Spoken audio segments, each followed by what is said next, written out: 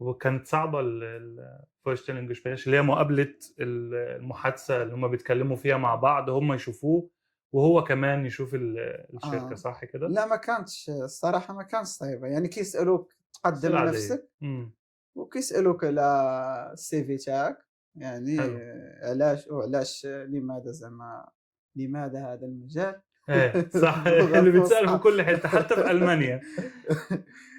صافي هذا كان تقريبًا 20 دقيقة كانت مدة جاوبوا عليك في نفس المقابلة والّا في لا رسالة؟ تقريبًا أسبوع، أسبوع. أسبوع، قالوا لك إيه؟ أسبوع قالوا لي أوكي. إن شاء الله ما هُم ما يقولوش إن شاء الله. ما يك صح. نرسلوا لِك العقد، وأسبوع آخر يعني تقريبًا أسبوعين عاد حصلت على العقد ديال Ausbildung. حلو، ممتاز. طبعًا فرحة آه. صح؟